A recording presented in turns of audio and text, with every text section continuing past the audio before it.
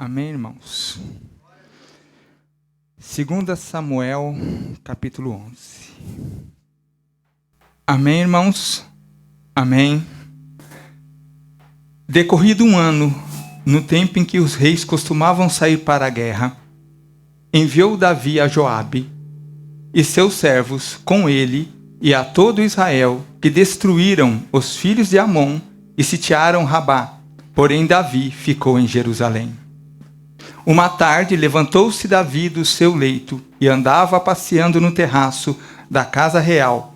Daí viu uma mulher que estava tomando banho. Era ela muito formosa.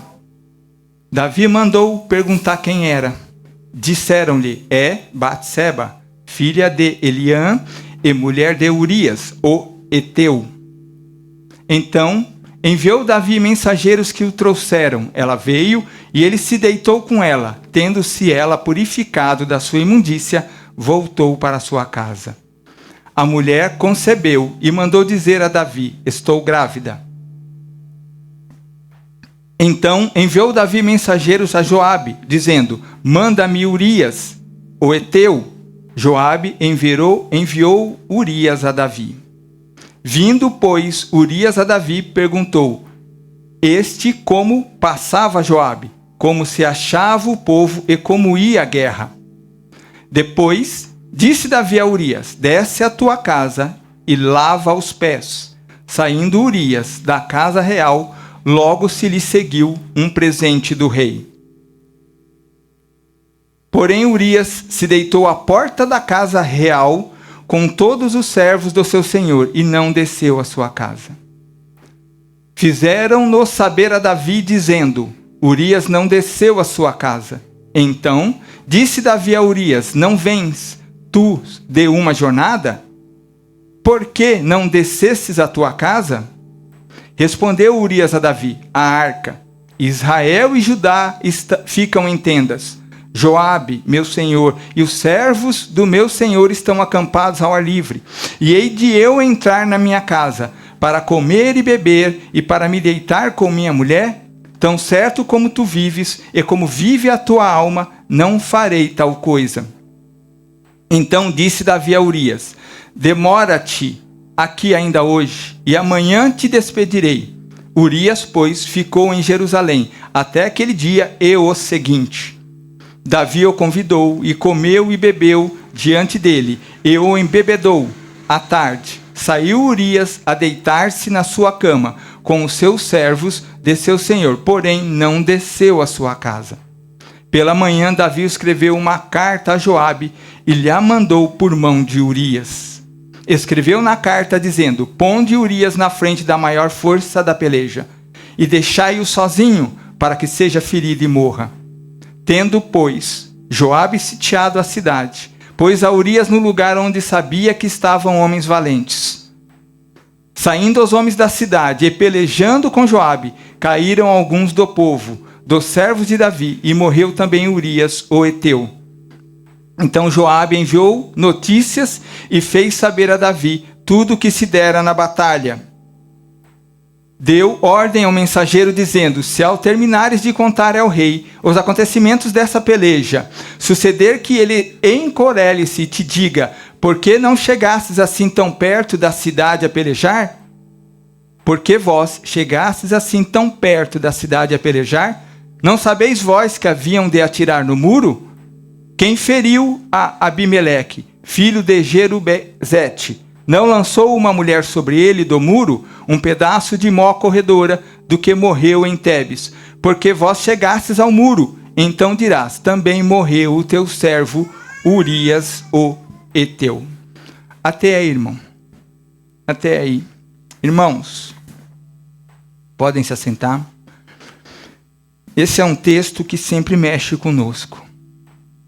Esse é um texto que mexe, até às vezes embrulha o estômago. E essa mensagem, já estou escrevendo ela tem um ano e meio. É engraçado que veio primeiro uma mensagem, uma questão para mim, eu conversei com a Rosa entendeu. Logo em seguida, o amigo do motoclube, o irmão Dalmir, esteve em casa tomando café e falou nesse mesmo texto e trouxe outra visão. E aí, com a visão dele, com a outra visão e com mais outras coisas, orando ao Espírito Santo. Sinceramente, irmãos, a minha vontade para o dia de hoje era não trazer essa mensagem. Mas como nós obedecemos, vamos obedecer ao Pai. O nome Urias aparece mais de 20 vezes nas Escrituras. O Urias ou Eteu. Porque nós temos que nunca quase é citado, Urias o sacerdote. Também tem lá em Neemias. Ele inclusive é citado na genealogia de Jesus por Mateus. Quando nós lemos esse texto, é algo dentro de nós, dá aquele embrulho para entender. E vamos tentar entender o cuidado do Pai, o dilema, aquilo que às vezes na nossa vida fica difícil de entender. E esse é um texto que eu confesso aos irmãos que eu medito bastante nele, porque é difícil às vezes entender alguns pontos. Primeiro ponto que eu vejo aí é por que Urias desobedeceu. Urias recebeu uma ordem do rei. O rei chamou Urias da batalha, e Urias veio. Urias não sabia, ou se sabia, não sei, tudo é só um ponto de vista que fica na nossa cabeça. E falou a Urias, desce à tua casa. Urias não desceu. Então disse Davi a Urias, desce à tua casa e lava os teus pés. E ele não foi. Então o rei ordenou uma ordem que parecia simples, generosa, mas nós não sabemos o que aconteceu, nem o que aconteceria depois, se ele tivesse obedecido e descido à casa dele e estado com a esposa. É só uma suposição para nós, aqui, carnais.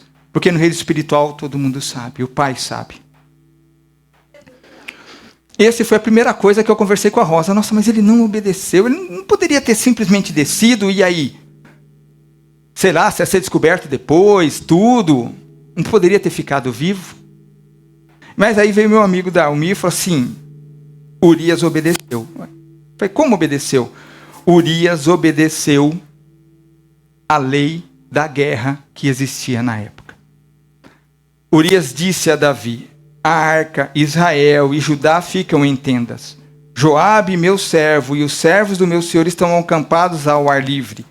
E eu hei de me entrar na casa para comer e beber, para me deitar com a minha mulher. Isso está no 11:11, né? Pela tua vida e pela tua alma não farei tal coisa. Aqui está algo interessante. Então, ele invoca um princípio sagrado. Homens de campanha não se aproximavam de suas mulheres. Era a lei da guerra. Presente na tradição de Israel, em Deuteronômio 23, do versículo 9 ao versículo 14, que estabelecia a pureza cerimonial durante o combate. Irmãos, é interessante que nesse texto vai se citar ali 4 povos: Moabe, Amonita, Edomita e Egípcio. Moabe e Amonita não entram, mas Edomita e Egípcio é aceito dentro do povo de Israel. Então, Urias, não sendo judeu, Urias era descendente de Et, aquela filha de Canaã, o povo amaldiçoado. É o povo que lá em Gênesis 9, dos versículos 25 ao 27, foi amaldiçoado. Um homem amaldiçoado, de um povo amaldiçoado, agora estava no meio do povo judeu. E ele foi aceito como judeu. E aí vem uma ironia, né? Um heteu obedece à lei com mais zelo do que o Davi, o rei. Isso às vezes dói em nós. Será que nós obedecemos? Ou será que nós, como cristãos no povo de Deus, às vezes vemos a pessoa lá de fora obedecer à lei, obedecer ao Senhor mais do que nós? Uma ironia isso, né? Ele teve mais zelo. Eu anotei aqui que em Deuteronômio 23, de 9 a 7, diz para manter a lei da pureza. Lá diz para não se misturar a coisas más. Irmãos, estar em casa com a esposa não seria uma coisa má.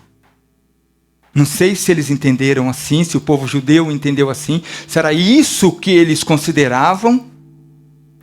Não dá para nós sabermos. Nós vivemos, graças ao bom Deus, nós nascemos hoje, nessa época da graça. Porque naquela época lá, irmãos, não sabemos como que era. Não sabemos o entendimento que ele tinha. Como ele entendeu isso como algo mal. Então ele não se misturava. E o judeu não se misturava. E aí nós temos que Urias obedeceu ao código do guerreiro. Joabe, meu senhor, e os servos do meu senhor estão acampados ao ar livre, e eu hei de entrar na minha casa. E Urias era um dos valentes de Davi. Está lá em 2 Samuel 23, 39. Ele consta entre um dos 30 valentes de Davi. Então, estar na lista dos heróis significa que Urias havia sangrado.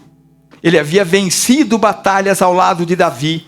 Ele havia entendido o código de honra dos guerreiros. Ele havia se confrontado, se sacrificado com seus irmãos que estavam no campo. E a pergunta, quando ele usa isso, era orgulho ou ele estava na lei da guerra? Mas era também lealdade, identidade e pertencimento. Urias não conseguia se separar dos seus. Ele era um homem de guerra. E aí, ainda ficou para mim um questionamento. Urias era amigo, conhecia Davi, lutou junto com Davi, sangrou junto de Davi.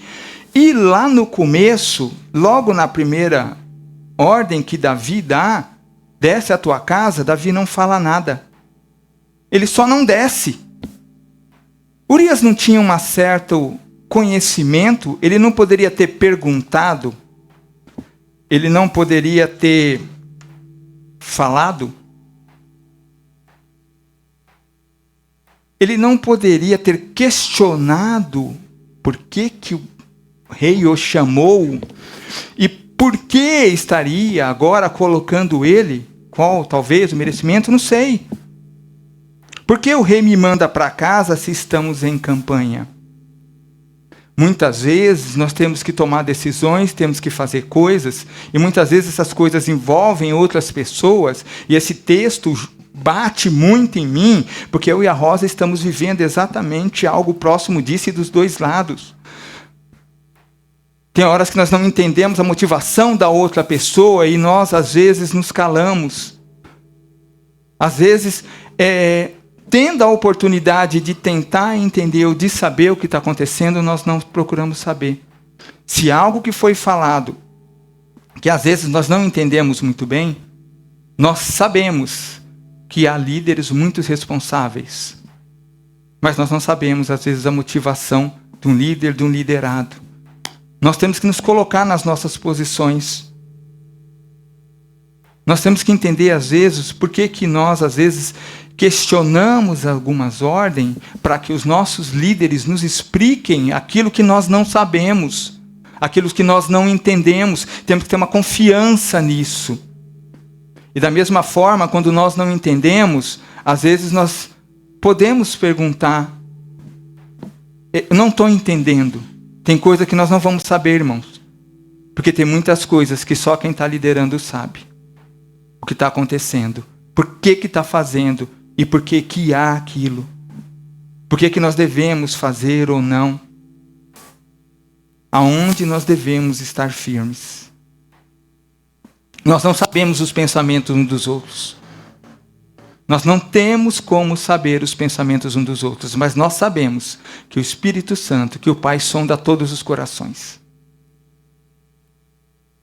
Se Ele sonda os nossos corações, é nele. Graças ao bom Deus, é que é graça à graça dele que hoje nós temos o Espírito Santo para nos auxiliar. Porque quando o Espírito Santo fala, não questiona, obedece, é simples. Se eu não tenho intimidade com o Espírito Santo, eu não vou saber o que está acontecendo, irmãos. Eu não vou saber. E tem coisas que eu não tenho que saber. Eu tenho que obedecer. Tem coisas que é sempre. As coisas que o Pai fala, que o Espírito Santo fala, diz a palavra do Senhor. Tudo o que acontece é para o nosso bem. Então é para a nossa vida e para a intimidade. Nós não podemos presumir o que a outra pessoa está fazendo ou está planejando. Quantas vezes nós presumimos? E aí há uma questão a pensar. Eu presumindo, eu estou seguindo uma ordem ou estou fazendo só porque? Ou eu estou fazendo de qualquer jeito e não estou fazendo? Ou eu faço o que faço e não faço? Nós somos pessoas e todos nós cometemos erros. Nós, quantas vezes presumimos a intenção e uma palavra dita não fica correta para o entendimento. E aqui já estamos falando do quê? Líder, pastor, cônjuge, irmão, entre nós. E nós, às vezes ficamos em silêncio. E nós temos aqui irmãos para contar um com os outros. Para orar junto, para estar junto. Mas o dever de buscar a intimidade com o Espírito Santo é pessoal. É cada um de nós. Se não fosse, em Jeremias o Senhor não diria: o coração humano é mais enganoso de todas as coisas e é irremediavelmente mau. Quem poderá entendê-lo? Se nós não conseguimos entender, às vezes, nosso próprio coração. Por isso, o nosso irmão mais velho ensinou. Oração do Pai Nosso. Pai, seja feita a sua vontade, porque o nosso coração é irremediavelmente mau. Nós, a maioria das vezes, olhamos pelo nosso interesse. Esse texto é um texto que nos faz pensar, Davi estava errado? Urias estava errado, Urias estava certo na sua forma, talvez incompleto na comunicação. Davi pecou por desejo, manipulação e assassinato. Urias pecou por omissão ou não sabemos. Mas entendemos que houve algo. Houve algo. E aí, irmãos, quando há algo, nós temos um conciliador. Nós temos o Espírito Santo para nos auxiliar. Se há algo que eu não consigo entender, nós temos a liderança da igreja aqui, que o tempo todo busca e ora por cada um de nós, para nos auxiliar. Porque Provérbios é muito claro. Provérbios 18, 19. Põe lá, por favor, irmão. Provérbios 18, 19. Irmãos, o irmão ofendido, ali diz, resiste mais do que uma fortaleza. Na outra versão que eu coloquei na área, o ofendido é mais difícil de conquistar do que uma cidade forte. E as contendas são como os ferrolhos de um palácio. O Pai não nos colocou junto para fazer contenda. O Pai nos colocou junto para crescer junto. Essa mensagem tem visões diferentes de pelo menos 4 pessoas. Por quê? E cada vez que eu leio, que eu começo a escrever nela, dói em mim de novo. Eu falo, Pai, tá bom. Eu estou agindo como o Senhor deseja que eu queira, que o Senhor deseja que eu haja, ou eu estou agindo pela minha motivação, pela minha vontade, pelo meu desejo, porque eu quero aparecer, porque eu sou forte, porque eu sou guerreiro, porque eu sou... E aí entra um ponto interessante. Eu sou um guerreiro, eu sou forte, Urias era. E Urias, um guerreiro experiente, não sabia que se aproximasse demais do muro, ele poderia, o risco que ele morreria. Ele não sabia, irmãos, que na frente da batalha tem que se tomar cuidado. E ele foi indo e foi avançando porque ele se achou honrado, porque foi recebido pelo rei, ou sei lá por quê. E ele foi... Ele não viu que ele estava sozinho. E nós, irmãos, quantas vezes nos lançamos em batalhas sem uma orientação de quem está conosco? Quantas vezes nós deixamos de chamar e contar com os nossos irmãos? Que os nossos irmãos estão aqui para estar conosco. O amigo verdadeiro fala, irmão. Nós estamos aqui para ser amigos um dos outros, irmãos mais que amigos. O homem que tem muitos amigos pode congratular-se, mas há amigo mais chegado que um irmão. Provérbios 18, 24. O homem que tem muitos amigos pode congratular-se, mas amigos mais chegado que os irmãos. Aqui naquela versão diz que sai perdendo, mas há amigos mais chegados do que um irmão. Provérbios 27, 5 e 6. É melhor a repreensão franca do que o amor encoberto. Leais são as feridas feitas pelo que a ama, porém os beijos de quem odeia são enganosos. Os beijos de quem odeia são enganosos. Os beijos do inimigo são enganosos. Davi e Urias tinha, não sei se tinha, talvez tinha, mas Davi fez a lista e colocou ele na lista dos guerreiros. Então eles tinham um mínimo de amizade ali. E, interessante, né? Urias tratou Davi como rei. Davi tratou Urias como obstáculo, não como irmão. E nós? Eu me perguntei aqui. Estou sendo fiel aos meus irmãos? Eu estou sendo sincero no meu coração para com os meus irmãos? Naquilo que eu entendo, que eu não entendo? Naquilo que eu posso auxiliar ou que eu não posso? Como vai ficar isso? Graças ao bom Deus, nós já estamos na graça. Não sei como é que era naquela época, o que se passou na cabeça deles, mas hoje nós temos a graça. Nós temos condições de encontrar a palavra a todo momento. Nós podemos ler o texto, ter a palavra do Senhor para meditar dia e noite, como diz no Salmo 1. Nós temos condições de meditar. E aquilo que nós não entendemos, nós temos auxílios. Nós temos mestres, nós temos pessoas, nós temos amigos. Nós podemos fazer a mesa. Nós podemos consultar o que está escrito em João 14, 26. Mas o Consolador, o Espírito Santo, a quem o Pai enviará em meu nome, ele vos ensinará todas as coisas e vos fará lembrar de tudo que vos tenho dito. É a ele, a honra não é a nós.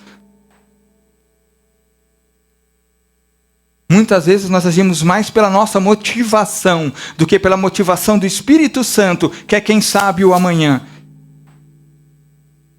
Nossa visão é muito curta, irmãos. Nossa visão é muito curta.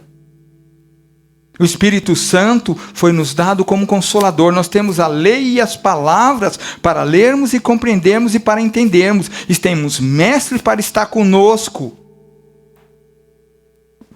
Antes de agir diante de qualquer situação, ou de um dilema, ou de uma dificuldade, o Espírito Santo nos convida a fazer perguntas.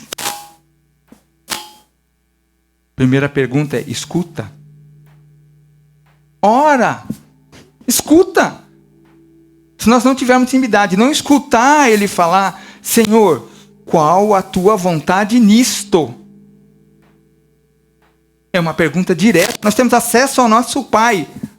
E foi louvado aqui, ó, o véu foi rasgado. O véu foi rasgado. Eu não sei, mas eu ainda tinha, quando eu cheguei aqui, estava assim. E aí, que versículo que se abriu o culto hoje? Alguém lembra? Mateus 7:7? Bate e abre? É? Pedi e dar-se-vos-á. Buscai e achareis. Batei e abrir-se-vos-á. E o 8. Pois todo o que bate recebe, o que busca encontra, e a quem bate abrir-se-lhe-á. É aí onde se iniciou hoje o Pai a falar conosco. Se eu não pergunto, se eu não bato, eu não sei qual é a vontade dele. E a nossa vida não pode ser movida pelos nossos desejos, motivações, vontade, ou seja lá o que for. Tem que estar no Pai. Tem que vir do Pai. Se não vier dele, corremos alguns riscos, irmãos. Ou de morrermos, ou de matarmos. Qualquer uma das duas situações. Se estamos fora da vontade, ou somos Urias ou somos Davi. Infelizmente. Se deixou é para nós. Segunda questão, depois de escutar, é saber. Qual a motivação do meu coração? E qual pode ser a motivação do outro? Ore pelos dons de discernimento. Qual é a motivação? Eu estou ouvindo o Espírito Santo ou estou agindo por mim? E perguntar.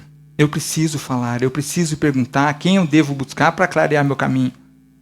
É só bater lá. O Espírito Santo está aqui como consolador. Provérbios 14, 12. Há caminho que ao homem parece direito, mas ao cabo dá em caminhos de morte. Não é o nosso caminho, irmãos. Não pode ser o nosso caminho. Nós somos filhos, estamos vivendo uma época nova, uma época diferente e uma época que está para chegar. Todos os sinais estão aí. Mas o nosso caminho tem que ser dado por Ele.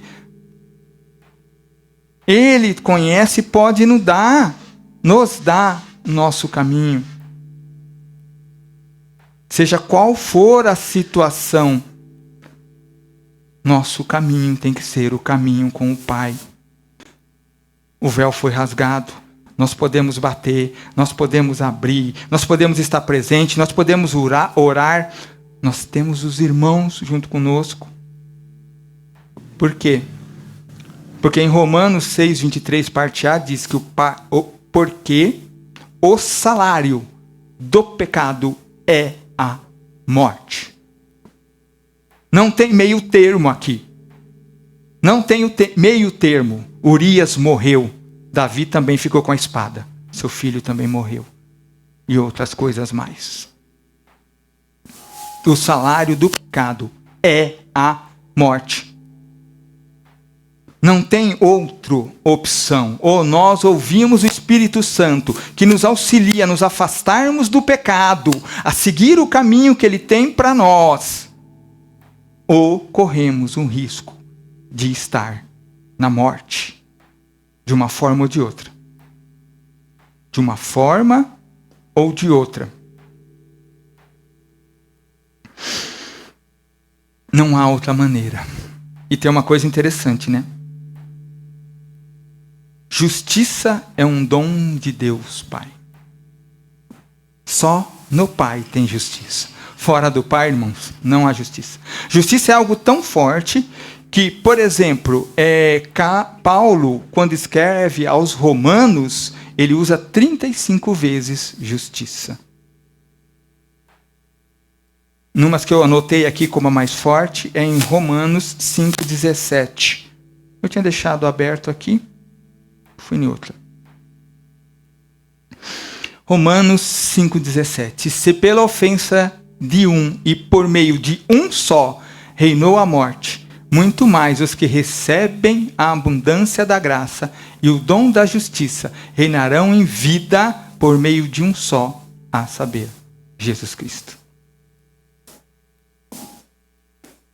É Ele, é só por Ele. E aí, o que leva a vida, e que tipo de vida? É a vida que Ele tem, que preparou para nós, porque Ele que sabe os pensamentos que tem a nosso respeito. Pouco adianta, às vezes, eu agir por honra, lealdade, pureza. Muitas vezes eu posso encontrar a morte, irmãos. Eu tenho que agir pela direção do Espírito Santo. Eles encontraram a morte, nós temos escolha. Deixou para nós refletirmos. Eu sei que em mim, isto é, na minha carne, não habita bem nenhum, pois o querer o bem está em mim, mas o efetuá-lo não está. Aqui é Paulo, em Romanos 7:18, falando aos romanos e a todos nós. Não está em nós, irmãos, efetuá-lo. E aqui dói às vezes nós pensarmos que nós temos escolha, podemos agir, mas se não for a direção do Espírito Santo, se não tiver comunhão com o Espírito Santo, não tem o que nos salvar. O pecado está ali, está à nossa frente. O pecado está à nossa frente. O tempo todo. Aonde nós olhamos, às vezes nós olhamos, e nós olhamos pela carne, e aí nós vemos, às vezes sem perceber, e é pecado. Não porque fez ou coisa, ou porque, sei lá, mas porque o nosso olhar já está em pecado. E na graça também tem aquilo, né? Você pensou, você pecou. Costuma dizer, aumentou a régua, né? Subiu a régua. Ela costuma dizer isso. Subiu a régua. Mas como desde a semana passada nós estamos em Romanos, né? Romanos 8:1. Agora, pois, já nenhuma condenação há para os que estão em Cristo Jesus, que não andam segundo a carne, mas segundo o Espírito. Não é mais o velho homem, agora é andar segundo o Espírito. É a nossa escolha, é arrependimento. É como está em Romanos 12:2, é metanoia, é mudança de mente. É buscar nos transformar a cada dia, nos arrepender. Não é só pedir desculpa, é mudar a direção mesmo. É ir numa nova forma de pensar, numa nova forma de agir, numa nova forma de falar, numa nova forma de se comunicar, numa nova forma, irmãos, de ouvir. Às vezes o seu irmão só precisa que você sente com ele e ouça. Ele precisa falar. Ele precisa falar. Às vezes nós precisamos falar. Nós precisamos também ouvir. Nós precisamos estar junto. Quando nós entendemos isso, nós vamos entender o Salmo 51:10. Cria em mim, ó Deus. Aqui já é depois do arrependimento. Cria em mim, ó Deus. Aqui é quase uma súplica, é um pedido. É tipo assim, Pai, cria em mim um coração puro. Renova dentro de mim um espírito inabalável. Aqui eu volto. Aqui voltar, Pai. Para dentro do Pai, Pai. Renova em mim. Cria em mim, Pai, um coração puro. Transforma esse coração que está aqui. Muda tudo isso. Muda, Pai. Se confessarmos os nossos pecados, 1 João 1:9. Arrependimento. Se confessarmos os nossos pecados, Ele é fiel e justo para nos perdoar os pecados e nos purificar de toda injustiça. Irmãos, para confessar, Ele vai nos purificar de toda a injustiça. Amém. Inclusive a que nós fizemos, tá? Inclusive essa. Porque nós erramos e fazemos injustiça com os outros. Às vezes sem saber o que a pessoa está passando. Buscar o Senhor oração para saber o melhor de agir em cada situação, se arrepender, pedir para o Pai trabalhar em nós, que seja feita a vontade dEle e que seja criado em nós um coração novo. A confissão não é um ritual, a confissão é algo que tem que sair de dentro de nós. Tem que confessar. Nós temos que querer confessar. Nós temos que confessar. Nós devemos. Eu sugeriria aos irmãos, confessemos os nossos pecados. Pedimos ao Pai. Se eu não consigo confessar ao Pai, se eu não consigo estar com o Pai, eu não consigo falar com Ele, faça a mesa com o irmão. Confesse com o irmão. Fala que você tem algo que está difícil, mas você precisa de ajuda. E eu confesso para os irmãos, demorou pelo menos uns... Bom, que o pai começou a falar comigo, os irmãos já sabem disso. Eu acho que uns 15 anos para mim entender que o vício que eu tinha em chocolate era um pecado, porque me afastava da presença dele. Muitas vezes ele falou isso comigo e eu não dei ouvido. Foi só quando eu comecei a entender, que eu confessei, que eu pude largar o vício. E aí, irmãos, muitos anos eu deixei de viver ou de ouvir o Espírito Santo. Por isso que essa palavra doeu tanto. Que eu estou vivendo, o que nós estamos vivendo, eu não estava vivendo aquilo, eu estava sobrevivendo. Eu só sobrevivia achando que eu estava fazendo ou agindo pelo Espírito Santo e não.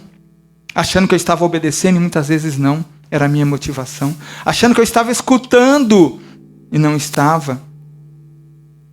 E às vezes tinha vergonha de perguntar. Porque parecia uma coisa muito simples. E quando eu entendi isso, até aconteceu, não me lembro, acho que foi numa aula aqui de segunda-feira, que falou de Efésios. Efésios fala escudo e uma outra coisa, que eu não sabia. Broquel, isso? Eu não sabia o que era o broquel. Aí eu perguntei, alguém respondeu, eu falei assim, tá, agora entendi, agora eu sei o que é o escudo e o broquel. São coisas diferentes. Quantos anos eu li? Pior, quantos anos eu orei, eu não sabia o que era o broquel, fui saber agora, recentemente. Do que adianta?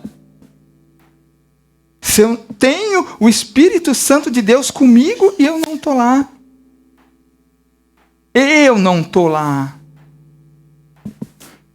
Em Provérbios 4:23 diz, guarda as saídas do teu coração. Vamos guardar as saídas do nosso coração. Sobre tudo que se deve guardar, guarda o coração. Outras versões, guarda a saída, ou seja, o que sai do seu coração. Dele está a sua fonte de vida.